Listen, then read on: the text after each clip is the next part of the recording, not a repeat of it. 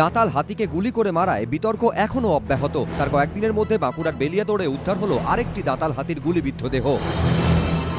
ঘটনাস্থলে ঢুকতে গিয়ে বাধা পেল সংবাদ মাধ্যম। বন দফতরের তড়িঘড়ি হাতির দেহ ঢাকা দেওয়ার চেষ্টা ঘিরে দানা বাঁধছে রহস্য। গত কয়েক মাস ধরে দলছুট হাতির দলের হানায় নাজেহাল হচ্ছিলেন বেলিয়াতোড়ের মানুষ।